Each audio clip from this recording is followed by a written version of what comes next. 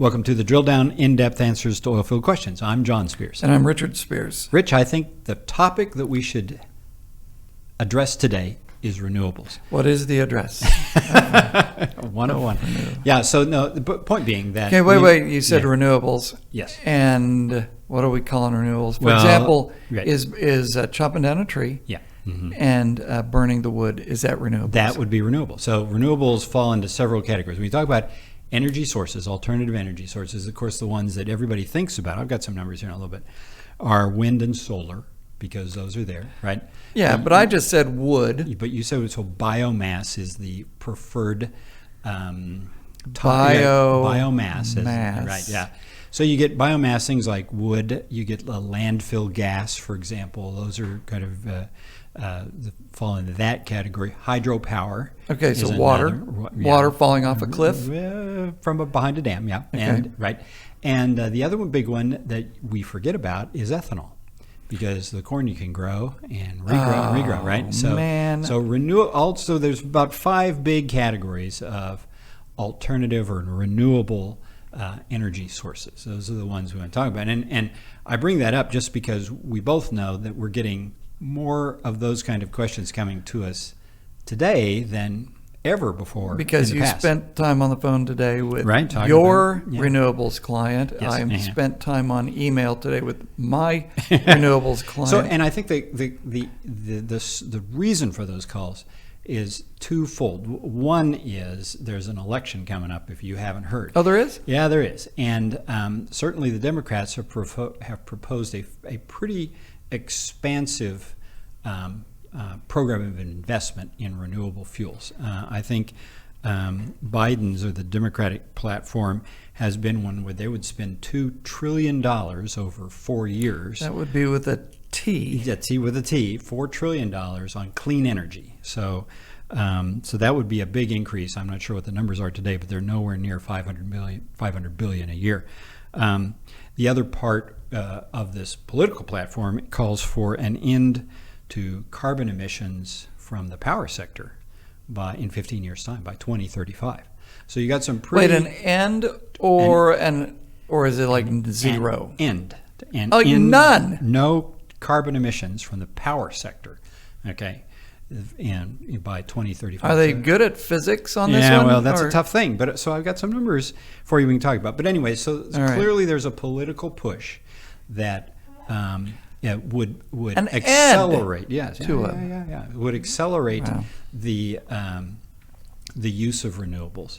And then, of course, we know that oil companies on their own are already reconstituting their capital spending plans. There's a board seat at most big E&P companies that's designated the environmental renewables board seat. Okay, there we go. Right. So, and we know that similarly that oil companies, because they're adopting these ESG, environmental social governance, guidelines, that they want to make sure that their supply chain, their oil field service firms are using, fall in line with the goals that the oil companies are trying to adopt. Right. Yeah. So, if you're going to work for Shell, you as a service company better have not just an ESG policy, but an ESG practice.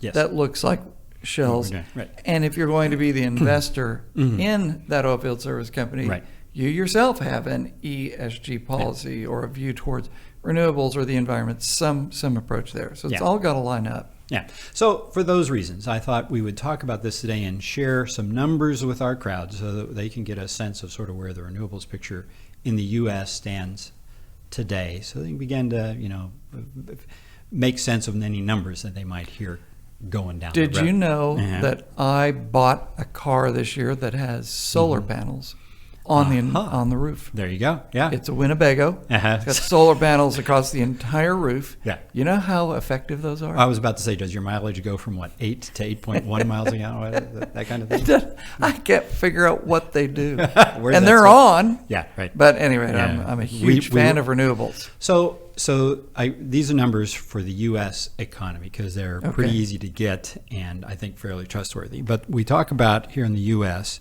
that total energy consumption, I'm going to give you a new unit of measurement. You probably flop. No. I'm going to use quadrillion Oh, yeah. BTUs. Quadrillion BTUs. Okay, so you got a trillion, a million, billion, trillion. It's bigger than a trillion? 1,000 trillions is a quadrillion BTUs. So that's because you're measuring the energy content of all these. Trillion times 1,000. Trillion times 1,000. Okay, got it.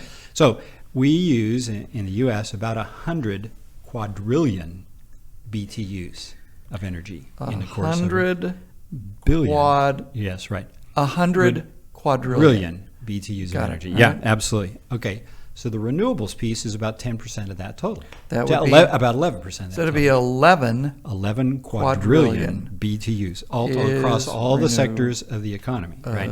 bulls.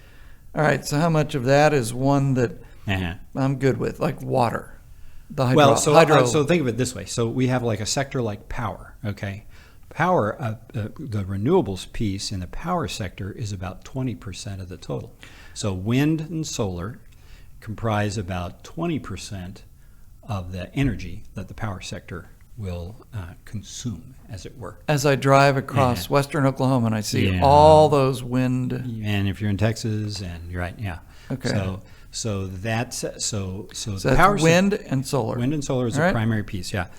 The transportation sector, you would think, ethanol, right? Oh, So ethanol is about 5% of the transportation market. okay. Is here that in the US. because when I go over to Quick Trip and I gas up my car, Or that 10% it's ethanol, 10% ethanol. Yeah, right. And that means so therefore half of the fuels going into vehicles Right.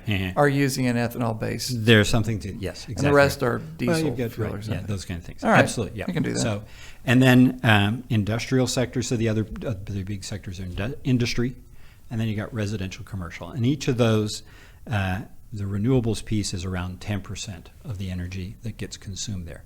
Sometimes it's, in the case of residential, it's those small solar panels that you have on your house, that kind of thing. In industry, they use a lot of there's more biomass kind of sources. Yeah, but anyway. how much of this is actually, water behind dams? Because here in Oklahoma, we actually have Yeah. some water that generates Yeah, that's electricity. right. But Yeah. where you actually have more altitude and more water, that's where you get the hydroelectric stuff going on. Yeah. And that's been with us for a long, long, long, long time. It's a very reliable source Yes, of renewables. Right. Yep. So the hydro piece, for example, is about 2.5 out of 11 quadrillion BTU. So rounded, it's 20 to maybe 25, somewhere in that range, is hydropower. And right? has that probably hasn't changed all that much. No. because It's been we don't very build a flat. lot of dams No more every year. new dams, right? Yeah. So All right.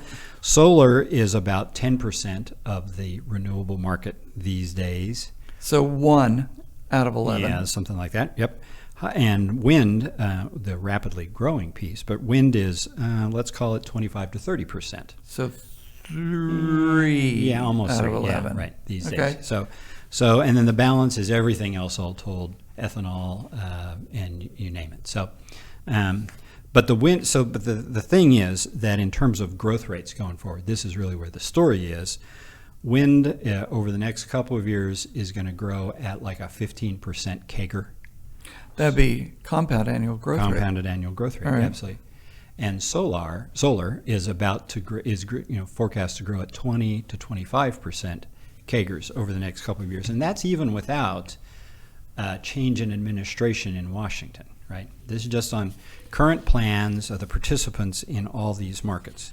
So you've That's got a lot of farmland they're going to cover up. well, there's a lot of different issues associated with this, but this tends to be fairly high cost generation capacity, right? Because Yeah. that's the issue. Yep. You Yep. can't. You have to build. The utilization rate for wind and for solar is 20 into 30% range. You have an installed base of X, but you only get to use Right. 20 to 30% of it. That's what they're finding out in California right now, right? Hot weather, but not enough wind, so forth, and they're not generating enough power. So there's blackouts at the same time that demand is very high. So that's the issue there with regard to wind. But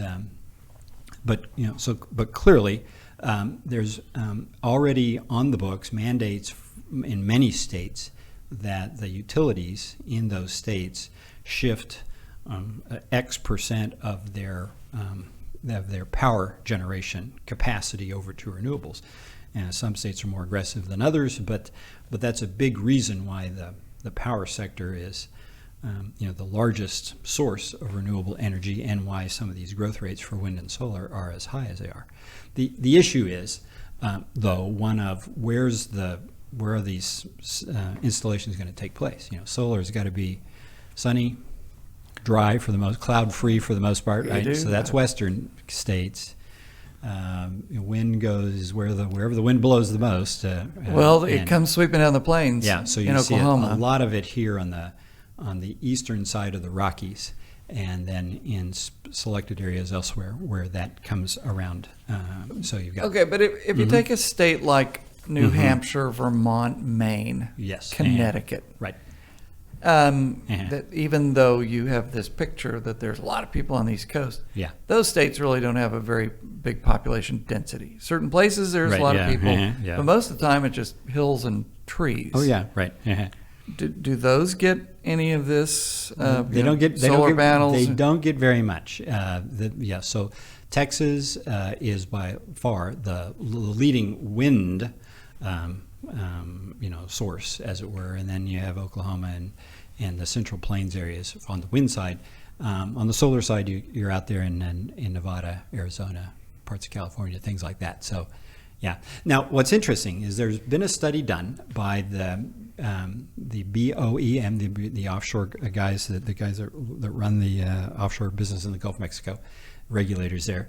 And that study would suggest that the Gulf of Mexico has the potential for, I think the number was 500 gigawatts of offshore wind power, right? In the U.S. right now we have maybe 100. How many miles is that? Yeah, right. Well, so right now in the U.S. on land we have 120 gigawatts of power. So the number for the offshore alone, it's 3 times bigger. Oh, 4 yeah, times bigger. Absolutely. Offshore. Yeah, you got a bit of a problem though, right? For the Gulf of Mexico. Anywhere near people. Well, that, and every so often there's a hurricane, right? Oh, I've heard about that. Yeah, so these blades function at wind speeds up to like 60 miles an hour, but when it hits 120, you've got a problem. Now, so I guess the wind turbine guys would say that they could design a turbine that could handle a much higher, wind speed, wind speed. But the problem is you only need it then a few hours a year, and so you've engineered your for the worst case. Yeah, so this is a challenge that any offshore Gulf of Mexico, wind installations would be faced with. But for hurricanes. Yeah. Well, because you think about it, here in Oklahoma we have tornadoes. Tornado goes through. Yeah. And the biggest ones are a mile wide. Yeah. So the worst they're going to do is tear a hole a mile wide, or maybe it goes along the thing. It's not going to wipe out your entire capacity. Yeah, right. You don't have so everything's got limitations to it. Does the sun shine? Does the wind blow? Does the wind blow too fast and whatnot? But I think the conclusion that we could take away is that clearly there's going to be more dollars spent on the renewables side of things. Just to give you a number, I read about BP. One of your favorite oil companies, right? Wants to grow its renewable, portfolio from, I think it can generate now 2.5 gigawatts of power, right? They want to reach 50 gigawatts of power. With renewables? With renewables alone, I think over the next 15 years. I don't know if I have time frame exactly. Not going to have time to drill very many holes in the ground. Well, there you go. It's going to cost a lot of money, and so the money they spend on the renewables piece, and anybody else who's going to, in an oil and gas company that's shifting toward renewables, is there's more competition for that oil and gas investment dollars. So I think it's incumbent upon all of us in the industry to pay attention to renewables, if only because that's a competing source of use for the capital. And don't spend much time on this answer, but do you think a company like Halliburton can be both? Oh, can serve both markets? Yeah. I haven't seen it yet. Different sets of technology. You do see some offshore service vessels and those kind of guys, trenching, cranes, things like that. Yeah, so we're in the North Sea, for example, and other places where there is some offshore wind installation. There's been a bit of a vessel can serve both an oil and gas and a wind market. But it's going to be tough for your average oilfield service firm to do that. But get to work on it. Maybe somebody can figure out a way to get it done. Place your bets. I guess so. Anyway, thanks so much for listening to the Drill Down this week. I'm John Spears. And I'm Richard Spears.